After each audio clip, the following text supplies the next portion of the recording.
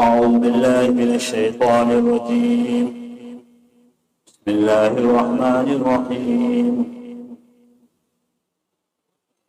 ووجد عبدا من عبادنا آتيناه رحمة من عندنا وعلمناه من لدنا رشدا. قال له موسى هل أتبعك على أن تعلمني مما علمت رشدا. بات چل رہی تھی حضرت موسیٰ و خضر علیہ السلام کی ملاقات. حضرت خضر سے ملنے کا سبب کیا بنا اس کے بارے میں تفسیر آپ نے اگلے روز سن لی. چنانچہ حضرت موسیٰ علیہ السلام خضر کی تلاش میں نکلے. اللہ تبارک و تعالیٰ نے جو نشانیاں بتائی تھی اس کے مطابق چلے. اور قصہ مختصر یہ کہ حضرت موسیٰ کی حضرت خضر سے ملاقات ہو. یہاں پر بات رکی تھی پرسوں. اب حضرت موسیٰ علیہ السلام کی جب ملاقات حضرت خضر سے ہوئی تو حضرت موسیٰ علیہ السلام حالانکہ اللہ کے نبی تھے، رسول بھی تھے، اور موسیٰ کا مقام تو بہرحال خضر سے بڑا نہیں تھا، جیسے کہ حضرت موسیٰ علیہ السلام نبی اور رسول بھی. اور حضرت خضر کے بارے میں تو اختلاف پایا، وہ نبی تھے، ان کے ولی ہونے میں تو کوئی اختلاف نہیں، لیکن ان کے نبی ہونے کے بارے میں اختلاف ہے. اس لیے حضرت موسیٰ علیہ السلام کا مقام بہت اونچا ہے. ظاہر بات ہے کہ اپنے زمانے میں ہر نبی اور مقام میں اونچا ہی ہوتا ہے، اور انبیاء کے ملائکہ چاہے آپس میں کم زیادہ ہو، لیکن عام انسانوں سے تو بہرحال وہ بڑے ہی ہوتے ہیں. حضرت موسیٰ علیہ السلام نے جب حضرت خضر کو دیکھا اور ان سے ملاقات، جیسے کہ میں نے بتایا تھا کہ وہ مچھلی جہاں پر زندہ ہو کر پانی میں گھسی تھی اسی مقام کے اوپر حضرت خضر موجود تھا. لیکن موسیٰ آگے نکل گئے تو اس کے بعد حضرت خضر وہاں پر آئے. چنانچہ جب حضرت موسیٰ پہنچے تو ایک روایت کے مطابق یہ آتا ہے کہ حضرت خضر وہاں پر چادر اوڑھے سوئے ہوئے، اور ایک روایت میں آتا ہے سفید کپڑے پہن کر صاف پتھر کے اوپر بیٹھے ہوئے. پہلا جو کچھ بھی ہو، حضرت موسیٰ علیہ السلام وہاں پر پہنچے اور سلام کی. تو حضرت خضر نے تعجب کی نظروں سے دیکھا کہ جنگل بیابان میں یہاں تو کوئی مسلمان رہتا نہیں ہے، سلام کرنے والا کون ہے؟ حضرت موسیٰ نے کہا کہ میں موسیٰ ہوں. خضر نے کہا کہ موسیٰ ابن عمران، کہا کہ ہاں. پھر جو اپنے بات کو کھولا کہ اے خضر جو ہے میں آپ کے پاس اس لیے آیا ہوں کہ اللہ نے آپ کو جو علم دیا ہے وہ علم میں آپ سے سیکھنا چاہتا ہوں. اب میں نے پرسوں یہ تشریح کی تھی کہ علم دو طرح کے ہوتے ہیں، ایک علم تشریح ہوتا ہے اور ایک علم تکوینی ہوتا ہے.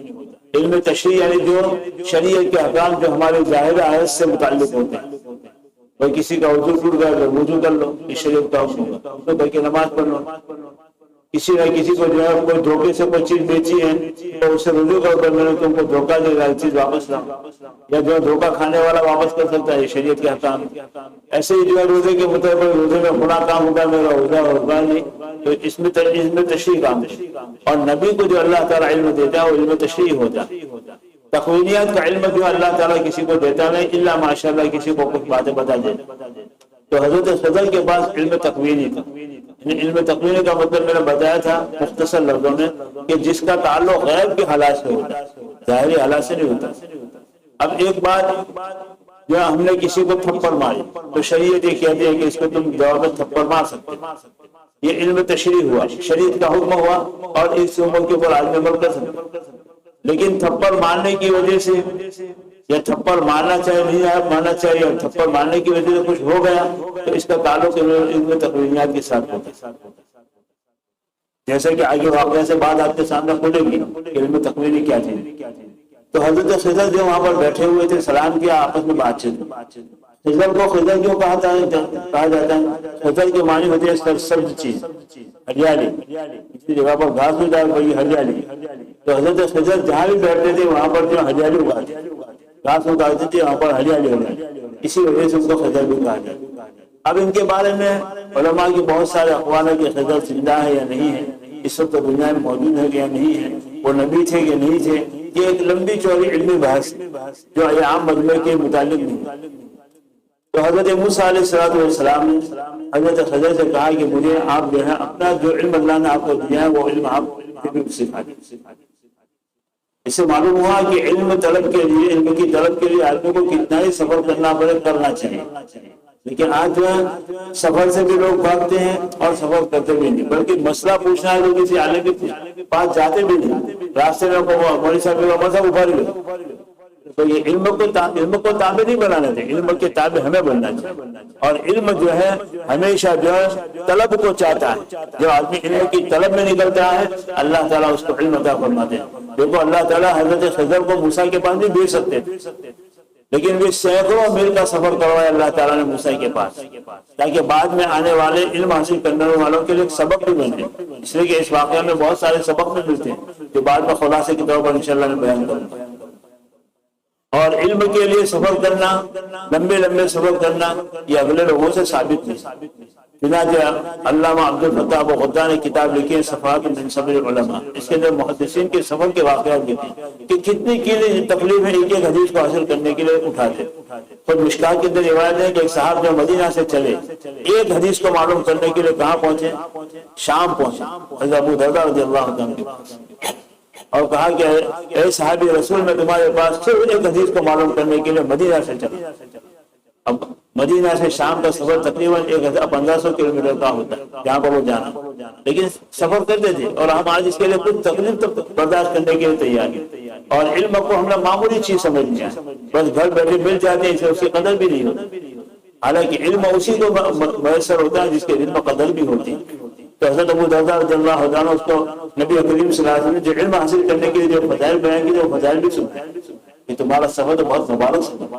تو خبردار حضرت موسیٰ علیہ السلام بھی چلے مصر سے خضر کی ملاقات کے لیے، اور 500 میل تک چلتے رہے، 500 میل تک چلتے رہے۔ اللہ نے سفر کو آسان بھی کر دیا کہ سفر کے اندر نہ ان کو تھکان لگی، نہ اس سفر کے اندر ان کو کوئی بھوک لگی۔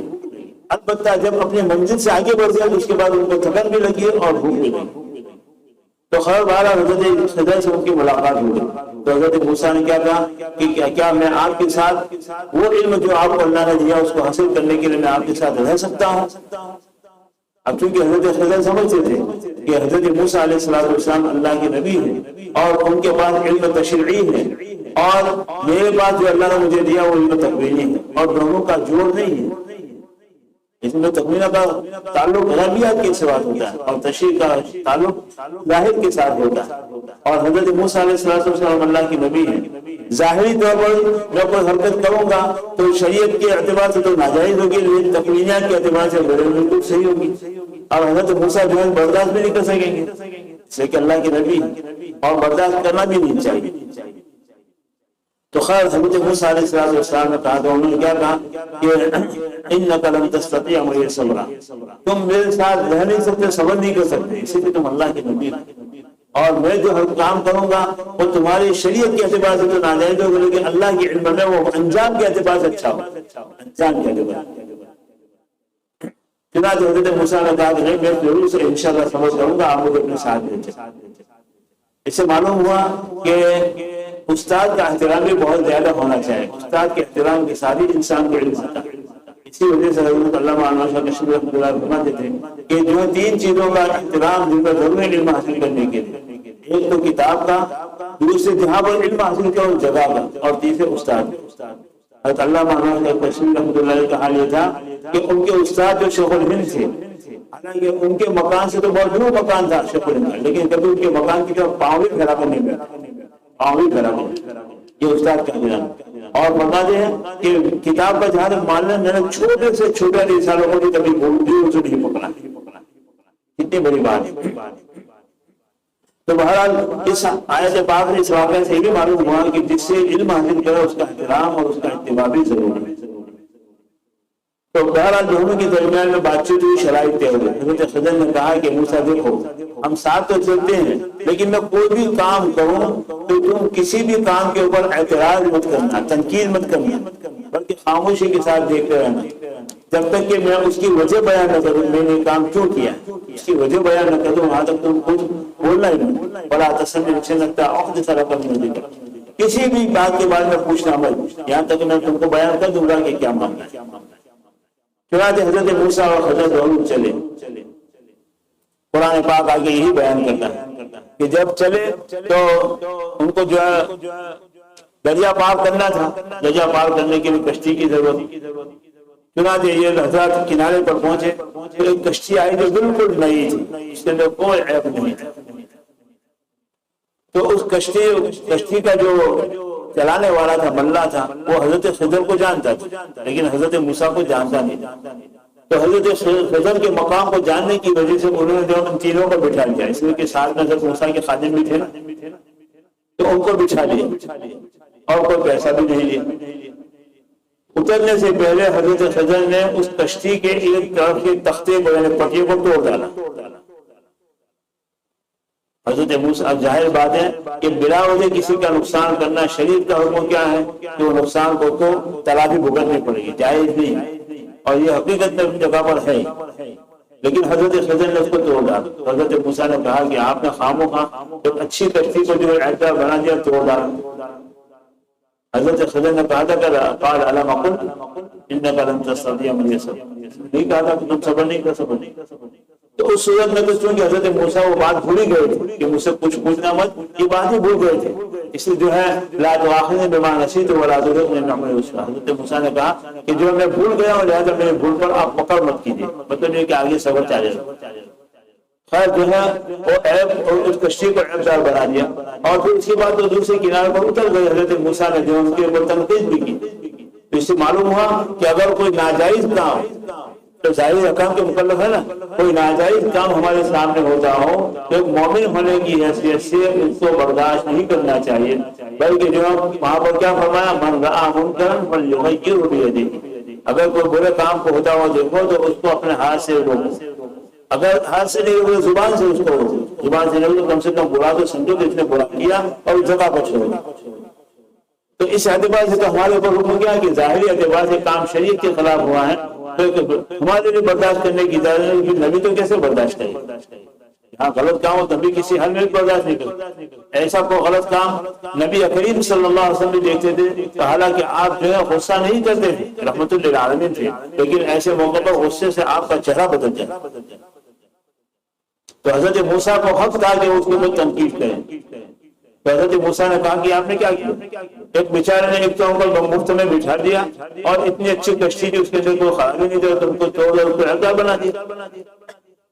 تو حضرت خضر نے یاد دلایا کہ تم تو میں نے کہا تھا کہ تم برداشت نہیں کر سکتے، پھر بھی تم جو سوال کرتے۔ حضرت موسیٰ نے کہا میں بھول گیا۔ نبی کریم صلی اللہ علیہ وسلم نے فرمایا کہ واقعہ اس پہلی مرتبہ میں موسیٰ بھول ہی گئے۔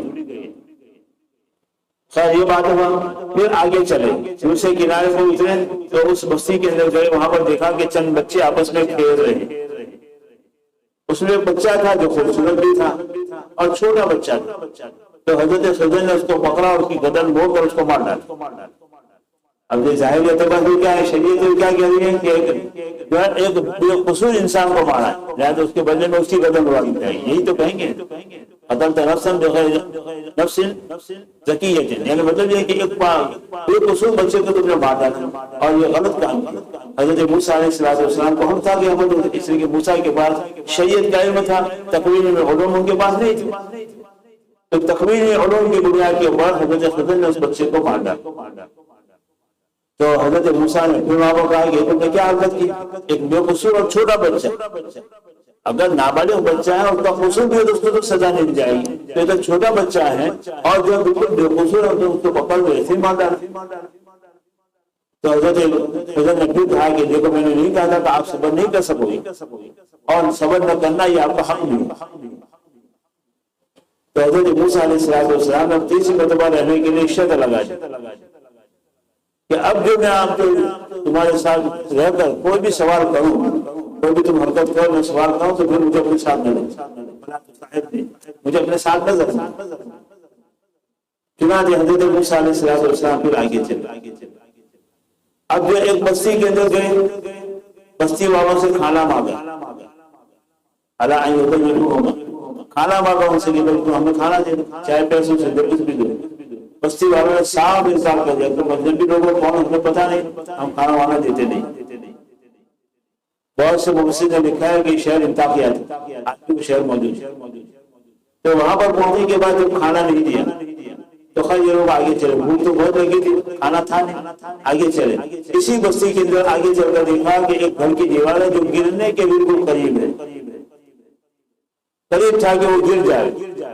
حضرت خضر نے کہا، موسیٰ سے کہا چلو یہ دیوار ٹھیک کر دیں، تم گاڑا لاؤ اور میں اینٹیں لگاتا ہوں، جب تم کو کھانا دیا نہیں اوپر سے کام کر دیتے، اور کسی نے کہا بھی نہیں تم یہ کام کرو، لیکن حضرت خضر نے کہا کہ چلو ہم دیوار کو ٹھیک کر دیتے۔ چنانچہ دونوں نے محنت کر کے وہ گرنے کے قریب جو دیوار تھی اس کو ٹھیک کر دیا۔ اب جو حضرت موسیٰ نے کہا کہ ایک تو انہوں نے کھانا دیا نہیں، ہم بھوکے ہیں، مسافر ہیں، کھانا نہیں دیا اور پیسوں سے بھی نہیں دیا، کوئی تم نے ان کا ہی کام کر دیا، چاہیے تھا کہ تم ان کے پاس سے پیسے بنے مزدوری کی۔ حضرت صدر نے کہا کہ ہاں خلاف بین، اب میری اور تمہاری بنے گی نہیں، میں بھی جاتا ہوں تم بھی جاؤ۔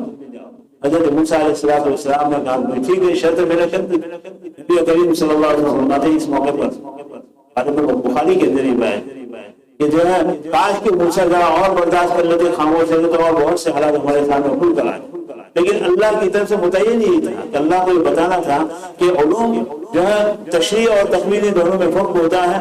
حضرت موسیٰ نے جو کسی نے اگلی بات میں دوہرا دیتا ہوں کہ کسی نے پوچھا تھا بنی اسرائیل میں سے کہ موسیٰ آپ سے زیادہ کوئی جاننے والا ہے، تو ظاہر بات ہے یہ زمین پر نبی سے زیادہ جاننے والا کوئی ہوتا نہیں۔ اس اعتبار سے حضرت موسیٰ نے کہا تھا کہ نہیں میں ہی سب سے زیادہ جانتا ہوں۔ تو اللہ کو تعالیٰ یہ بات نیک کی ناپسند آئی، نیک کی بات اللہ کو بہت ناپسند آئی، جیسے ان کے بارے میں تشریح کی تھی کہ میں کتنی بری چیزیں، اور یہ میں نکالنے کے لیے خانقاہوں میں اللہ والوں کی جوتیاں سیدھی کر کے اپنے دل کو رگڑانا پڑتا ہے، ویسے نہیں جیسے کہ قطب عالم حضرت مولانا رشید احمد گنگوئی رحمۃ اللہ علیہ فرماتے تھے کہ انسان بزرگ تو بن جاتا ہے لیکن اس کے اندر سے میں بہت بعد میں نکلتی، لیکن تو بڑی محنتیں کرنی پڑتی اور بڑا رگڑنا پڑتا ہے تب جا کر انسان کی میں نکلتی۔ تو خیر حضرت موسیٰ نے کوئی تکبر کی بنیاد پر نہیں کہا، سمجھتے تھے کہ وہی زمین پر اللہ کا نبی ہوں تو اللہ کے نبی سے زیادہ جاننے والا کون ہو سکتا ہے؟ تو ایسے موقع پر ادب کی بات یہ تھی کہ کہتے واللہ عالم، اللہ زیادہ جاننے والا یہ جواب دیتے، لیکن انہوں نے کہا انا عالم، تو اللہ نے کہا نہیں ہمارا ایک بندہ ہے کہ جو تم سے زیادہ ایک علم رکھتا ہے اور وہ علم تمہارے پاس نہیں ہے وہ جانتا ہے۔ بتلانا مقصود ہے کہ علم کا کوئی کنارہ نہیں ہے کہ جو آدمی کہے میں سب سے زیادہ جاننے والا، اس لیے کہ علم کی انتہا تو اللہ کا علم ہے، اس کے بعد جو کسی کا علم نہیں ہے، اسے اللہ عالم کہنا تو صحیح ہے لیکن انا عالم کہنا صحیح نہیں، میں جانتا۔ تو حضرت اللہ تبارک و تعالیٰ نے اس وجہ سے سبق آیا اور حضرت کی ملاقات کی۔